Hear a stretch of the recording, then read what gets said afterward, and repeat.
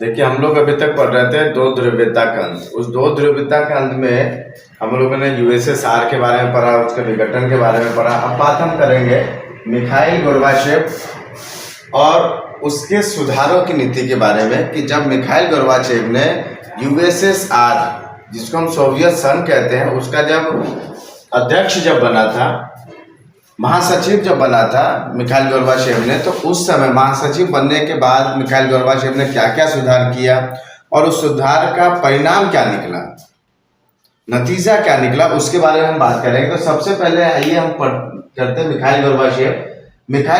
आप जब NCERT book जब आप देखेंगे तो मिखाइल गोर्बाचेव जो महासचिव जो बना था 1980 के दशक के मध्य में बना था।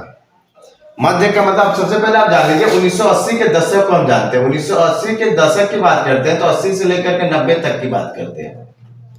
1980 के दशक की बात करते हैं तो 80 से लेकर के 90 तक की बात करते हैं। और जब इसके मध्य की अगर हम बात करेंगे तो 1985 की बात करेंगे। तो मिखाइल गोर्बाचेव ने 1985 यानी 1985 में कम्युनिस्ट पार्टी के महासचिव बने थे। सोवियत संघ में एक ही पार्टी चलता था, कम्युनिस्ट पार्टी, कोई और पार्टी नहीं था। आपके पास या किसी के पास ऑप्शन नहीं था, एक ही पार्टी था। तो उस पार्टी का क्या बना था, महासचिव बना था। कब बना था, 1985 में बना था। कौन बना था, मिखाइल गोर्बाचेव बने थे। अब देखिए कि पश्चिमी देश इस समय सूचना प्रौद्योगिकी के मामले में काफी आगे निकल चुका था। जो पश्चिमी देश, अब जानो पश्चिमी देश कौन है, वो देश जो यूएसए के खेमे में था, जो यूएसए के साथ था।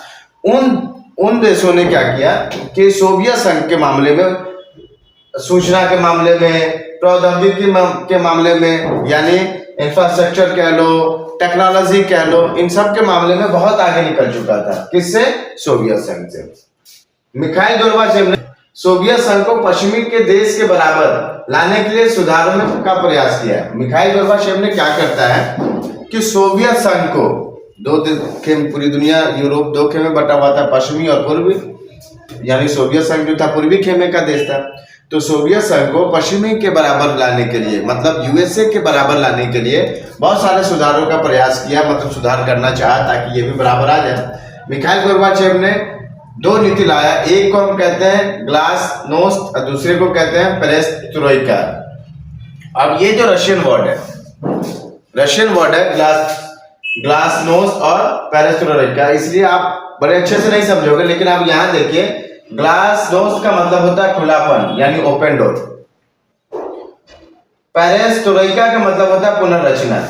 यानी मिखाइल गोर्बाचेव ने क्या किया था कि आर्थिक और राजनीतिक सुधार तथा लोकतंत्रीकरण की नीति चलाया, जिससे सोवियत संघ में सुधार आया, सोवियत संघ उन्नति के रास्ते पर चले। अब जान लीजिए स्वतंत्र राष्ट्रों का राष्ट्रकुल क्या होता है। सोवियत संघ, आपको पता है कि 1991 में 1991 में सोवियत संघ का विघटन हो जाता है।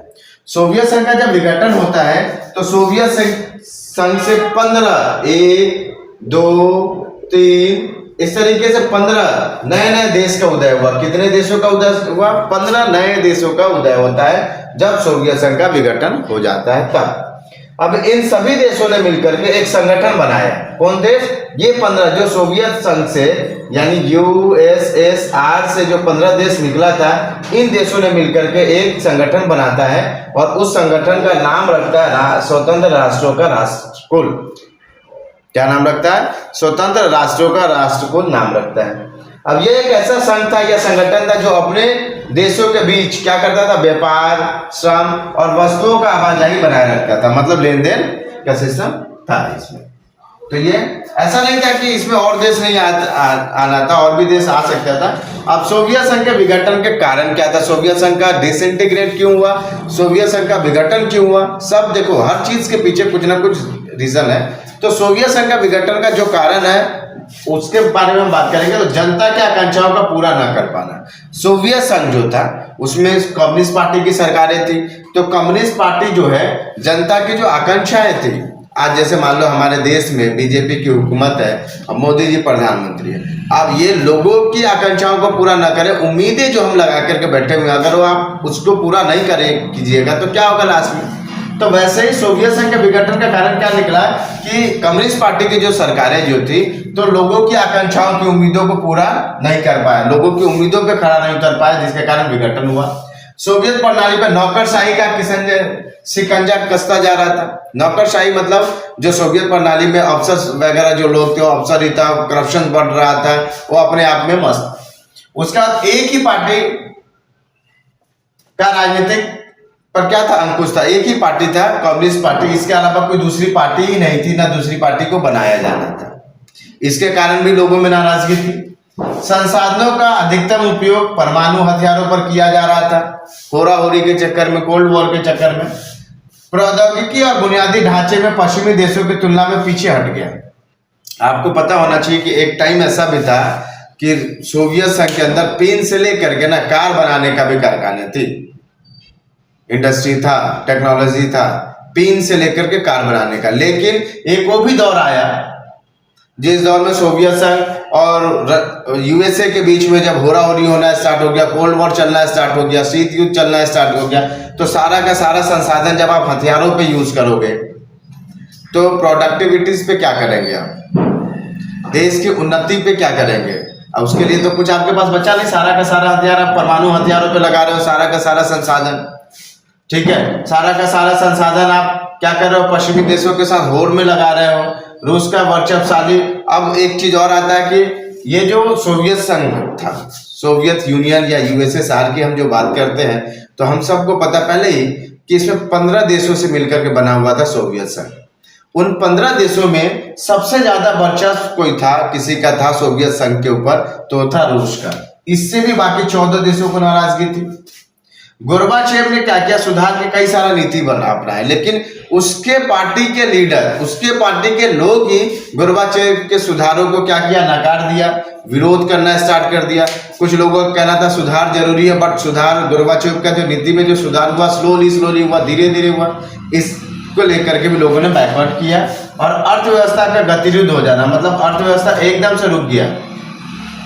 अर्थव्यवस्था रुक क्यों गया कि भाई स्वाभाविक है कि आप जब अपने संसाधन का, आपके पास जो रिसोर्सेज है, जो संसाधन है, उस संसाधन का यूज जो है आप सिर्फ हथियारों पे करोगे, आप सिर्फ न्यूक्लियर वेपन पे करोगे, आप सिर्फ मिसाइलों पे करोगे, तो बाकी चीजों पे तो आप करेंगे नहीं। जब आप बाकी चीजों पे नहीं करेंगे तो आपका अर्थव्यवस्था क्या हो गया, गतिरोध हो गया। गतिरोध हो जाने का मतलब रुक गया, उपभोक्ता वस्तुओं की कमी होने लगी।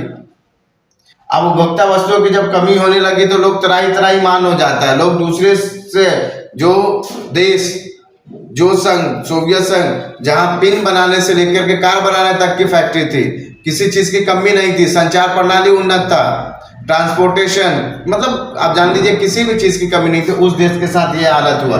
और ये हालत हुआ क्यों, तो सिर्फ ये हालत होने का जिम्मेदार जो था कोल्ड वॉर, कि सारा का सारा संसाधन हम क्या कर रहे थे, हथियारों पे लगा रहे थे। पर संसाधन क्या कर रहे थे, परमाणु हथियारों, परमाणु वेपन्स पे लगा रहे थे, परमाणु हथियारों पे लगा रहे थे, मिसाइल पे लगा रहे थे, इन चीजों पे, सिर्फ लड़ाई करने के लिए जो हथियार आता है उस पे लगा रहे थे। बाकी जनता को हम भूल गए, जिसके कारण क्या हुआ, सोवियत संघ का विघटन हुआ। तो बाकी हम नेक्स्ट क्लास में देखते हैं।